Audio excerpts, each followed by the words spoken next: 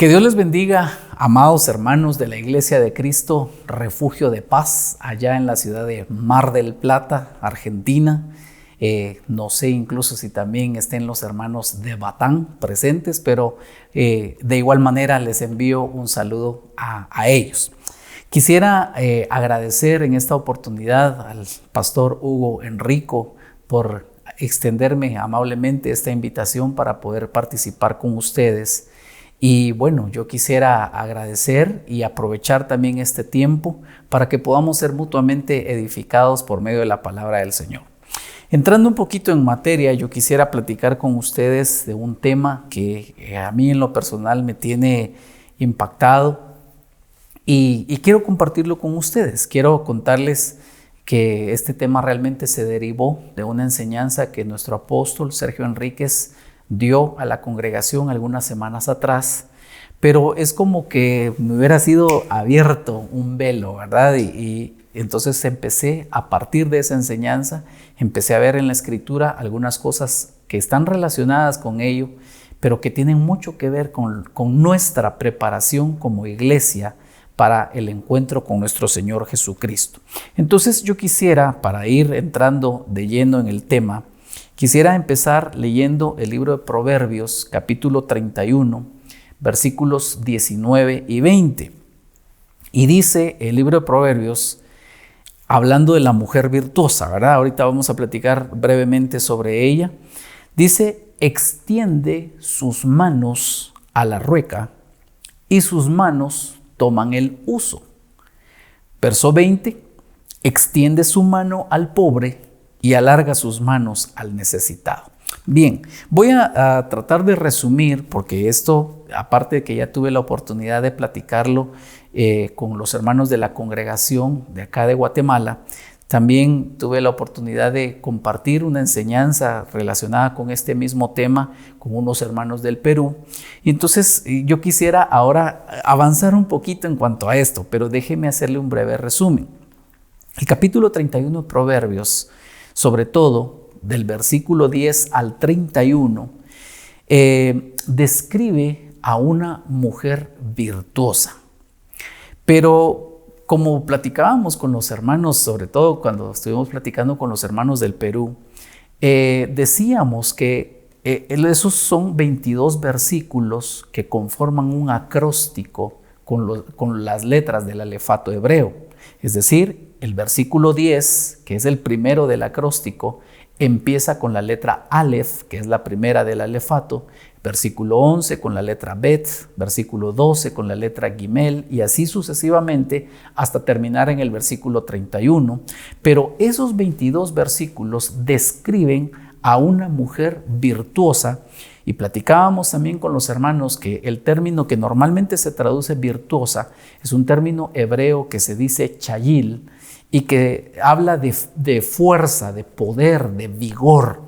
Entonces podríamos perfectamente decir que es una mujer fuerte, una mujer vigorosa. Incluso mencionábamos que se habla que es una mujer de un carácter fuerte, pero no una persona que se enoja fácilmente, porque a veces eso es lo que la humanidad entiende por un carácter fuerte, sino está hablando de una mujer cuyo carácter le permite enfrentar las situaciones de la vida de una forma adecuada, sin amedrentarse, sin echarse para atrás en las cosas que tiene que hacer.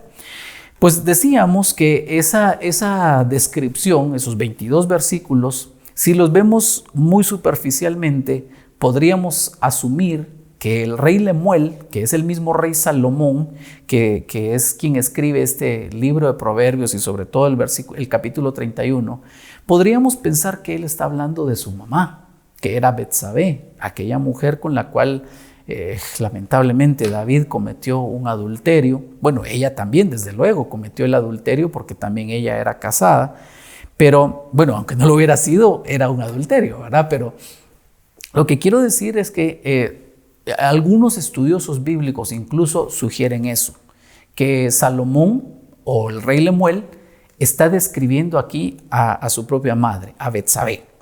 Sin embargo, lo que comentábamos también es que cuando nosotros por el Espíritu vemos por debajo de la letra, como diría nuestro apóstol, debemos entender que no está describiendo sencillamente a una persona del género femenino, a un ser humano del género femenino, sino decíamos que está describiendo a una entidad espiritual, ciertamente del género femenino, pero que es la iglesia.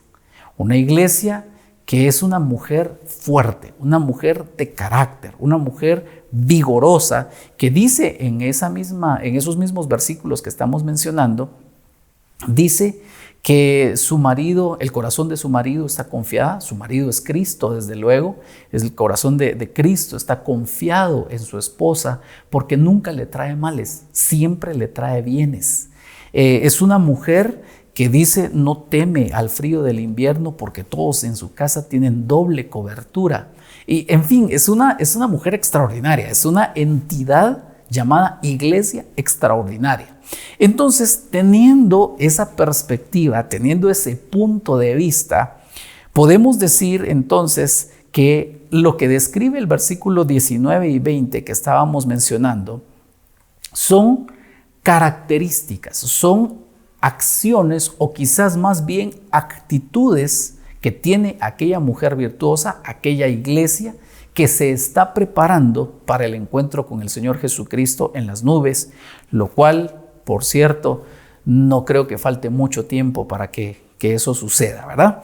Pero entonces solamente quiero llamar su atención a dos aspectos rápidamente, porque no quiero detenerme mucho acá, y es que si nosotros leemos así superficialmente en nuestro idioma español, en nuestro castellano, pareciera que los dos versículos están hablando de una misma acción, porque los dos versículos empiezan diciendo que la mujer virtuosa extiende sus manos.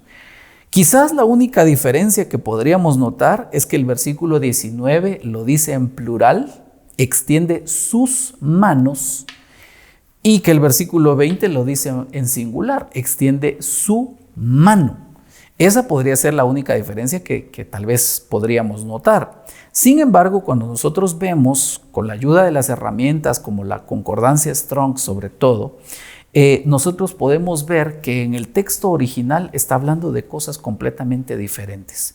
En primer lugar, decíamos el versículo 19, la palabra que se traduce extiende, es una palabra hebrea que se dice shalak, bueno, más o menos así se debe decir, y mientras que en el versículo 20 la palabra extiende es una palabra hebrea que se dice parás, que habla de acciones completamente distintas, aunque similares, pero distintas. Por otra parte, mencionábamos también que hay una diferencia entre los conceptos de la mano o las manos. Porque en el versículo 19, me gustaría sobre todo si ustedes tienen a la mano herramientas que les permitan corroborar lo que yo les estoy diciendo, sería muy bueno. Pero en el versículo 19 dice que cuando usted ve la palabra manos, esa palabra se tradujo de un término hebreo que se dice yad. Y mencionábamos también con los hermanos que este término yad se refiere a la mano completa. Abarca la parte de la palma de la mano, el dorso, los dedos, la mano completa. Mientras que en el versículo 20 la palabra mano se tradujo de un término hebreo que se dice kaf. Pero es interesante porque este término kaf se refiere específicamente a la palma de la mano. No incluye los dedos, no incluye el dorso de la mano. Es otro concepto completamente diferente. Ok, entonces lo que yo quiero resaltar para no detenerme tanto en la introducción y entrar de lleno a lo que quiero platicar con ustedes, es que entonces son dos acciones diferentes, pero que al final de cuentas es la misma mujer virtuosa, que es figura de la iglesia que se casará con el Cordero, que hace esas dos acciones. Entonces, en ambos casos, tanto el extender las manos del versículo 19 como el extender las manos del versículo 20, ambas son acciones que realiza la mujer virtuosa. Y en ambos casos vamos a encontrar en la Biblia personajes que lo hicieron de una forma correcta y personajes que lo hicieron de una forma incorrecta.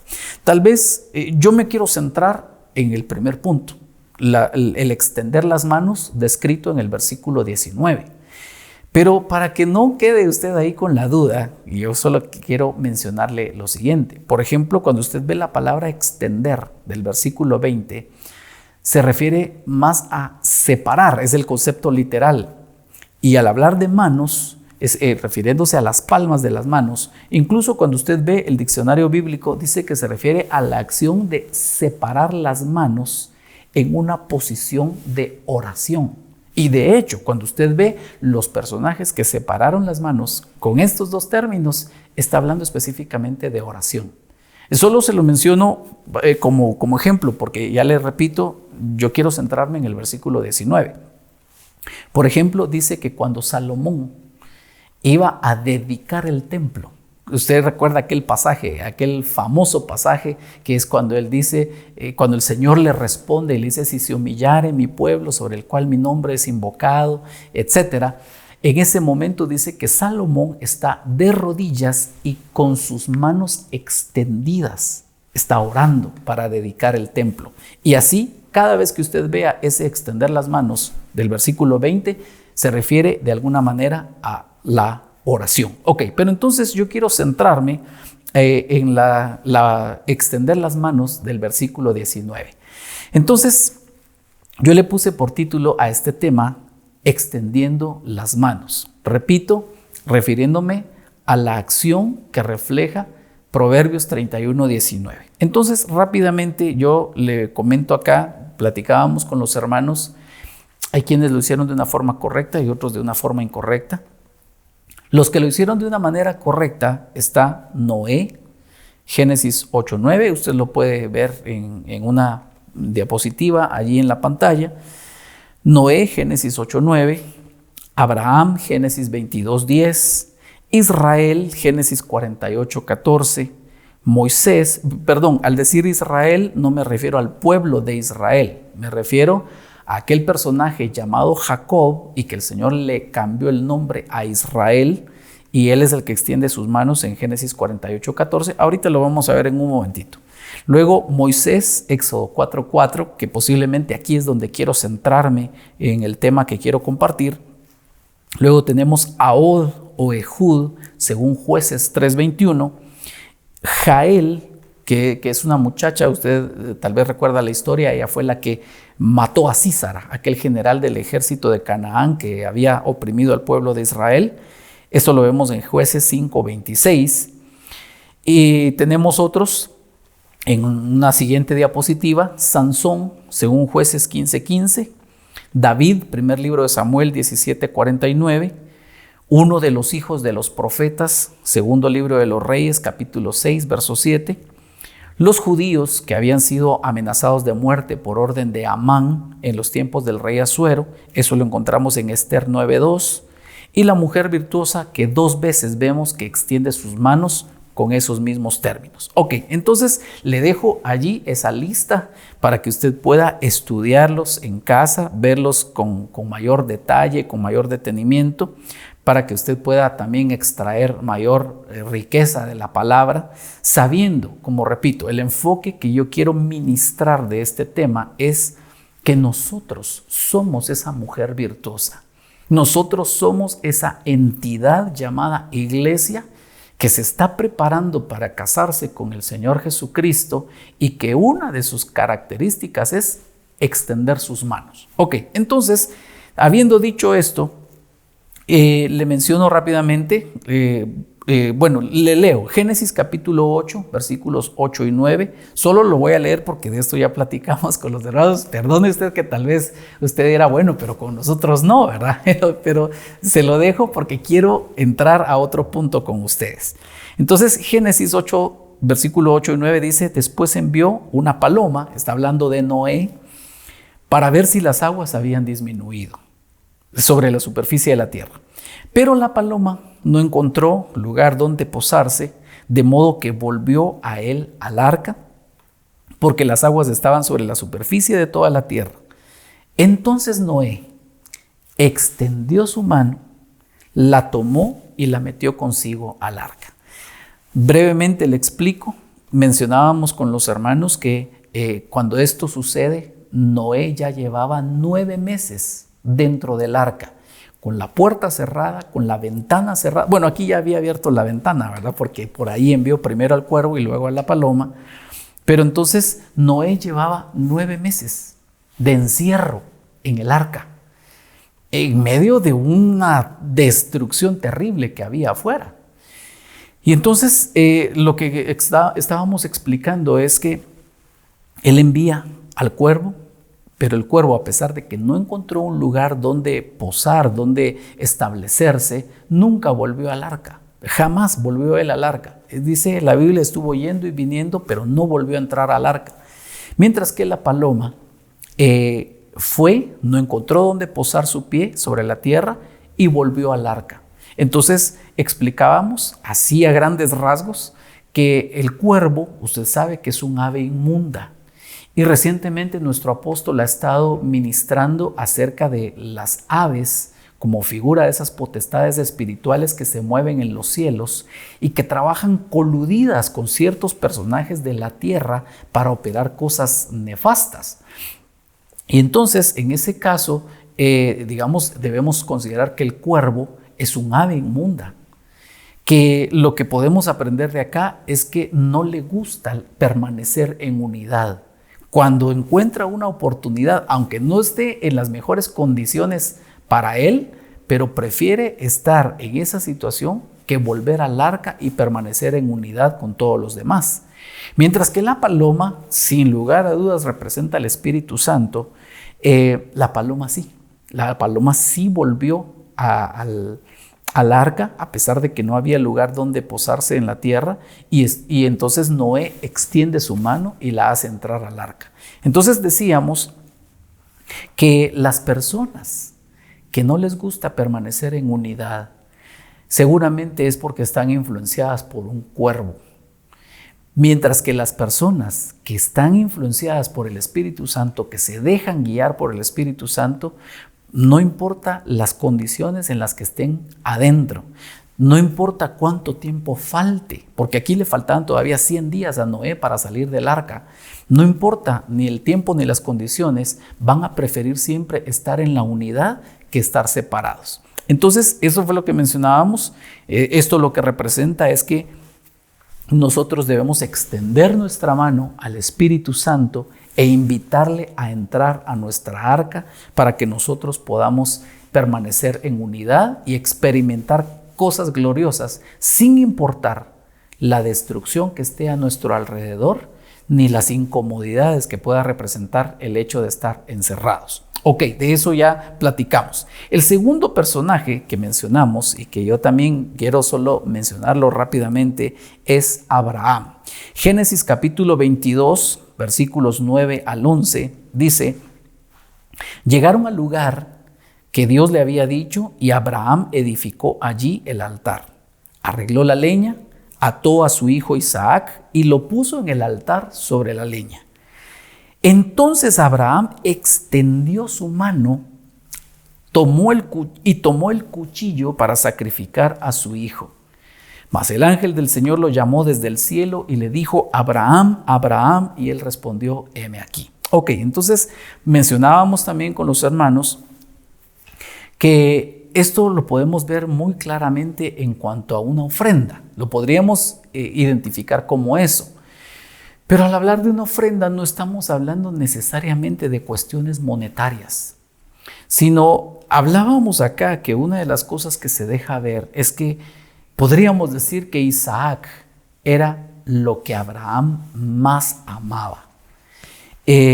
Bueno, aparte de eso, mencionábamos también que el mismo Isaac era una promesa que Dios le había dado y se la había cumplido. Pero luego Dios se la pidió porque seguramente desde luego, al final no lo sacrificó. Al final usted sabe la historia, el ángel no permitió que Abraham ofreciera a Isaac. Pero dice la Biblia que por la fe Abraham lo ofreció en sacrificio, creyendo que Dios era poderoso para resucitarle de entre los muertos, de donde también en un sentido figurado lo volvió a recibir.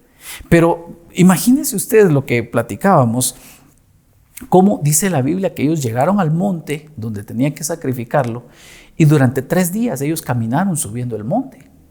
Y en esos 3 días Isaac le pregunta: Padre, aquí está el fuego, aquí está la leña, pero está el cuchillo, pero ¿y el cordero para el holocausto? ¿Se imagina usted, sobre todo usted que es padre de familia, se imagina usted cómo habrá sentido Abraham que su hijo le preguntara y él sabía que era al muchacho a quien él tenía que sacrificar? Entonces, pero no bastaba solo con la buena intención.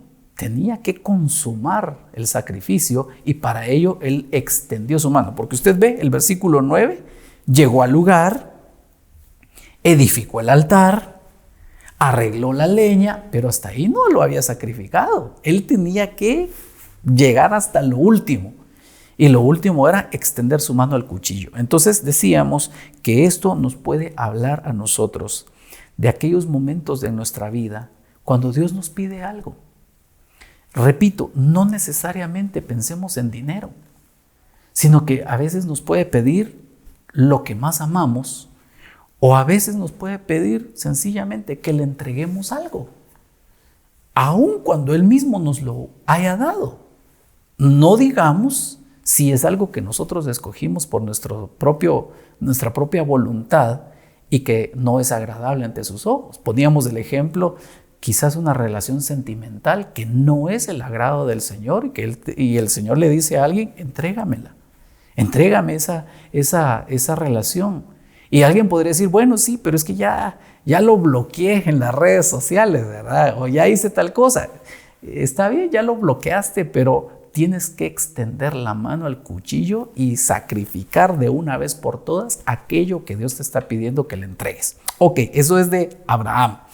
El siguiente personaje es Israel. Génesis 48, versículos 13 al 14, según la Reina Valera 60, dice: y los tomó José a ambos, a Efraín a su derecha, la izquierda de Israel, y a Manasés a su izquierda, la derecha de Israel, y los acercó a él. Entonces Israel extendió su mano derecha y la puso sobre la cabeza de Efraín, que era el menor, y su mano izquierda sobre la cabeza de Manasés, colocando así sus manos adrede, es decir, cruzadas, aunque Manasés era el primogénito. Ok, entonces paremos un momentito acá, déjeme hablarle rápidamente de este personaje. Y él está extendiendo sus manos para bendecir a su descendencia. Está extendiendo su mano para bendecir, pero note esto. Es un poquito complicado decirlo, pero más que decirlo, tal vez explicarlo. Note esto, que debe haber también un discernimiento para saber a quién le corresponde qué bendición y qué le corresponde al otro. Porque aquí ciertamente cuando usted ve todo el contexto y lee el pasaje, usted ve que, aquí se dice de él Israel. Aquí no está actuando en su faceta de Jacob, sino que aquí es Israel, el hombre que ya fue transformado, el hombre que ya fue formado por el Señor. Entonces Israel aquí no solo bendice a los muchachos, sino que primero bendice a José, que era su hijo. Pero luego viene y José le presenta a sus 2 hijos y pone al primogénito a la derecha de Jacob, o de Israel, perdón, y que era Manasés, y pone a Efraín, que era el segundo, a la izquierda de Israel. Pero entonces viene él y cruza los brazos. Y cuando usted sigue leyendo, dice que esto fue desagradable para José. Se molestó. Y entonces él toma las manos de Israel y se las cambia. Le dice: no, padre mío, este es el primogénito. Y entonces Israel, mire la costumbre que siempre nos referimos a él como Jacob, ¿verdad? Entonces Israel le dice: lo sé, hijo mío, pero el menor perdón que suene un poquito contradictorio, pero es como decir, el menor va a ser mayor que el otro. Por eso adrede él cruzó las manos, porque la bendición de la primogenitura no iba a ser para Manasés, iba a ser para Efraín. Entonces aquí estamos hablando de extender las manos para bendecir a nuestra descendencia. Ok, Ay, ay, ay, el tiempo, hermanos, ya se me está terminando, pero rapidito quiero hablarle y de aquí es donde tal vez sí era mi intención detenerme un poquito más. No sé si vamos a alcanzar a decir mucho por causa del tiempo, el cual quiero respetar desde luego, pero quisiera que me acompañe por favor a Éxodo capítulo 4. Vamos a leer desde el versículo 2 hasta el versículo 4 para tener el panorama completo de lo que está sucediendo acá. Entonces dice, versículo 2, Éxodo 4:2, Reina Valera 1960. Y Jehová dijo, ¿qué es eso que tienes en tu mano? Y él respondió, una vara. Entonces él dijo, échala en tierra. Y él la echó en tierra y se convirtió en una serpiente. Y Moisés huyó de ella. Eso dice la Reina Valera 60. Me llama la atención porque la Biblia de las Américas dice, y Moisés huía de ella, como dándonos a entender que la serpiente lo perseguía. Porque si dice huyó, es que él salió corriendo y dejó la serpiente allí en la tierra. Pero si dice que huía de ella, es porque la serpiente como que lo andaba persiguiendo. Ok, pero eso tal vez no es tan relevante. El punto está en el versículo 4. Cuando dice, entonces dijo Jehová a Moisés, extiende tu mano y tómala por la cola. Y él extendió su mano y la tomó y se volvió vara en su mano. Mire, hermano, qué pasaje más impresionante esto, pero sobre todo considerar esta situación. Porque mire, yo no sé si usted alguna vez ha tenido la experiencia de ver de cerca una serpiente. Yo, gracias a Dios, no. De por sí, me confieso, me ministro aquí con usted. A mí esos animales no muchito me gustan, ¿verdad? Sí, me da como cierta repugnancia solo de verlos en la televisión. No digamos ya verlos físicamente. Pues sí, he visto serpientes pequeñas, ¿verdad? No le voy a decir que algo muy grande y pues no ha sido agradable para mí. Pero que todavía el Señor le diga, agárrala, tómala. Y hermano, tómala por la cola. Porque, mire, yo no sé si usted ha visto documentales, porque, como repito, ni siquiera en la tele me gusta mucho verlos, pero por lo menos eso lo aguanto un poquito, ¿verdad? Sobre todo documentales así como de este canal Animal Planet y cosas así donde sacan algunas cosas de estas. Pues usted habrá visto allí que una de las cosas que hacen los que cazan las serpientes y todo es que jamás la toman por la cola. Siempre lo primero que hacen es, a veces con una horqueta, diríamos nosotros, no sé si le llamen ustedes igual, pero con una ramita, o a veces ya son aparatos que ellos mismos han construido para eso, con una ramita o una horqueta de esta manera, le sujetan la cabeza a la serpiente para que no los muerda. Y una vez que ya la sujetaron a tierra, entonces la toman, pero la toman por la cabeza, nunca por la cola. Pero la instrucción del Señor es extiende tu mano y tómala por la cola. Ahora mire, así como dijimos que la paloma muy claramente está relacionada con el Espíritu Santo, hay animales en la Biblia que a todas luces están relacionados con otras cosas y sobre todo cosas malas, ¿verdad? Como la serpiente. Yo jamás he visto que se hable en un sentido positivo de una serpiente, o tal vez el único versículo que se me viene a la mente en este momento es cuando el Señor Jesús le dice a sus discípulos, yo los envío como corderos en medio de lobos, así que ustedes sean astutos como serpientes. Será lo único que tal vez yo recuerdo ahorita, pero generalmente la serpiente siempre lo hemos visto como un símbolo de maldad y que desde luego está claramente identificada en la Biblia con el enemigo de nuestras almas. Es más, usted recordará Apocalipsis 12:9 y Apocalipsis 20:9, creo que es también, o 20:10, en donde dice claramente que el enemigo se presenta en 4 facetas. El gran dragón, la serpiente antigua, que se llama diablo, y Satanás, 4 facetas distintas del mismo personaje. Entonces, la serpiente claramente está relacionada con el enemigo, con el diablo, que el Señor lo reprenda, ¿verdad? Pero entonces ahora viene y el Señor le dice a Moisés que lance su vara a la tierra y se le convierte en una serpiente. Y como le decía, yo pienso que la serpiente no se quedó ahí enroscada como solo esperando a ver qué hacía Moisés y él salió corriendo y ahí se quedó todo. Dice que Moisés huía de ella, es decir, la serpiente como que quería atacarlo. Pero entonces viene el Señor y le dice: extiende tu mano y tómala por la cola. Y cuando él obedeció la palabra del Señor, se convirtió vara otra vez en su mano. Y entonces, mire, aquí tendríamos muchas cosas de qué hablar, hermano. Pero yo quisiera enfocarlo para trasladar siempre un aspecto devocional a su vida. Y es que si usted recuerda la historia, si usted sigue la lectura, sobre todo en los siguientes capítulos, cuando ya Moisés se presenta ante Faraón y hace este mismo prodigio en la presencia del Faraón, dice la Biblia que Faraón mandó llamar a los hechiceros de Egipto. A los magos, dicen unas versiones, pero hay otras versiones que claramente dicen los hechiceros de Egipto. Y ellos, con sus hechicerías, hicieron exactamente lo mismo.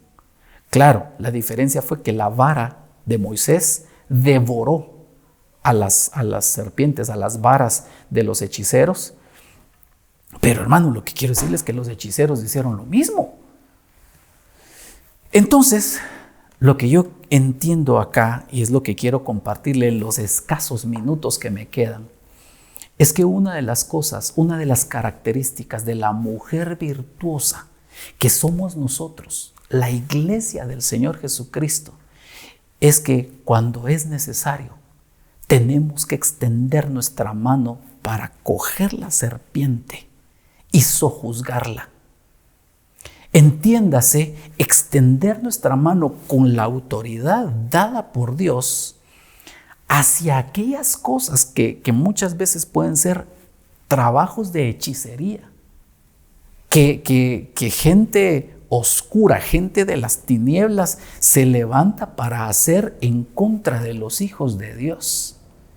Pero que, hermano, por eso le decía, yo de ninguna manera me atrevería ni a juzgar a Moisés, mucho menos burlarme de él al ver que él huía de la serpiente.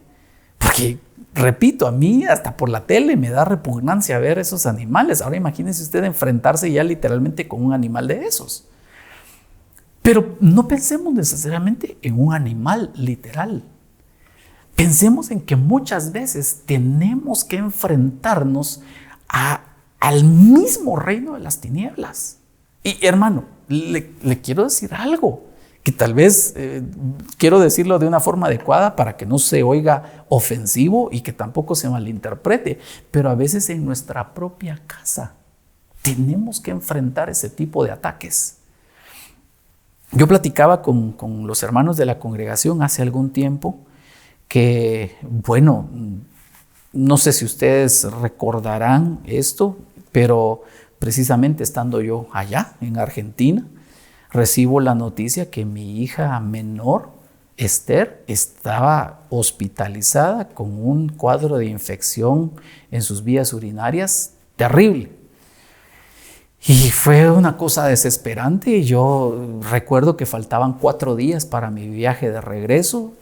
Intenté hacer los cambios, obviamente eso implicaba una penalización en el costo del boleto y todo. Bueno, para no hacerla muy larga, no pude. Tuve que esperar hasta el día de mi viaje de regreso, directo del aeropuerto al hospital, y yo encuentro a mi hija con cuadros de fiebre cíclicos.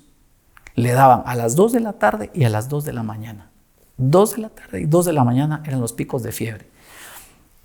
Y yo recuerdo que en esa oportunidad un médico difícilmente, con el respeto que me merecen los médicos desde luego, pero un médico difícilmente admite que él no puede ante una situación, porque le hicieron exámenes a mi hija, le dieron un tratamiento y pasados ya me parece que 5 días Le repitieron los exámenes y un urocultivo, y todo salió negativo. Es decir, clínicamente mi hija no tenía ya la infección, pero los ciclos de fiebre seguían a las 2 de la tarde y a las 2 de la mañana, 2 de la tarde, 2 de la mañana.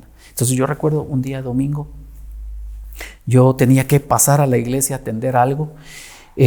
Pasé a la iglesia, tuve oportunidad de platicar con el apóstol, le decía, apóstol, las cosas, porque él me preguntó, mira, ¿cómo está tu hija? Entonces yo le dije, mira, las cosas están así, así. Entonces él oró por mí. Bueno, me fui para mi casa, yo estaba solo en mi casa en esa noche, y yo recuerdo que en esa noche cuando yo llegué a mi casa, fue una batalla. No voy a redundar más en detalles porque el tiempo ya estoy, pero así casi sobre el tiempo.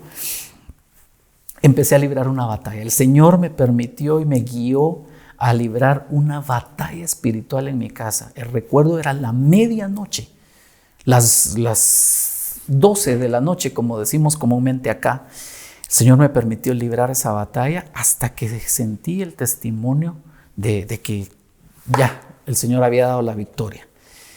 Y supuestamente en 2 horas era el siguiente ciclo de fiebre, y recuerdo que eran las 3 de la mañana cuando mi esposa me llamó. Ella estaba despierta en ese momento, y entonces me preguntó cómo estaba. Yo le conté la experiencia que tuve en casa. Hermano, es que estoy haciendo en mi casa.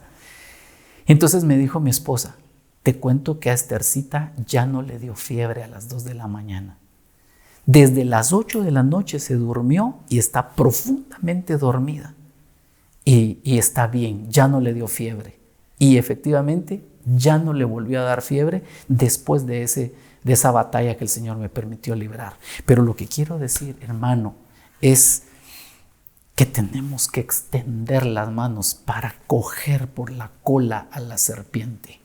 Y claro, como les decía, el tiempo ya se me terminó, pero déjeme recordarle así rápidamente algunas cosas. A veces, podríamos pensar solo en lo literal de tomar por la cola a una serpiente. Pero mire, aparte de lo que yo ya le dije, que los que saben de eso dicen que eso jamás se debería hacer, debemos entender que la Biblia dice en el libro de Isaías, capítulo 9, versículo 15, me parece, que la cabeza es el anciano y la cola es el profeta falso que enseña mentira, dice Isaías 9:15. Entonces, ¿qué quiero decirle con esto? Que la cola, en el sentido, en el lenguaje bíblico, no estamos hablando literalmente de tomar por la cola, aunque Moisés sí lo hizo literal, pero esto es algo simbólico para nosotros. Lo que quiero decirle es que tomar por la cola a la serpiente es atacar el problema de raíz, porque muchas veces los problemas espirituales, los ataques de tinieblas que se levantan en contra de nosotros, vienen o tienen su raíz muchas veces en un profeta falso que enseñó mentira, y que a veces el ataque no va a ser necesariamente por medio de enfrentar cara a cara un espíritu inmundo, sino que a veces lo que hay que hacer es erradicar, cortar de raíz las enseñanzas erróneas de los falsos profetas que han abundado en este último tiempo. Hermano, desafortunadamente el tiempo a mí no me abundó en este momento, ¿verdad? Hemos llegado al final del tiempo que me fue asignado, de lo cual quiero agradecer, y de ninguna manera quiero abusar del mismo tiempo, pero quiero dejarles esta enseñanza en su corazón. Como les decía a los hermanos de Perú cuando compartí con ellos, más que trasladar un conocimiento, mi anhelo es impartir una unción que traiga sobre su vida el despertar a esa realidad que, como mujer virtuosa que somos, debemos extender nuestras manos, a veces para cosas como lo que ya mencionamos, para entregar lo que Dios nos está pidiendo, como el caso de Abraham, a veces como Noé, para invitar al Espíritu Santo a entrar a nuestra casa y que Él arregle lo que sea necesario arreglar, pero a veces también tenemos que extender la mano para tomar por la cola a la serpiente y someter al orden de Dios todo aquello que se haya puesto en contra de sus planes benditos. Así que, mis amados hermanos, un fuerte abrazo para todos hasta allá en Mar del Plata. Que el Señor los bendiga, los extraño mucho y anhelo que el Señor nos permita volver a estar reunidos en su casa, allá o bien en la presencia del Señor, si Él así lo determina. Que el Señor les bendiga, que el Señor los guarde y estamos siempre en contacto. Bendiciones.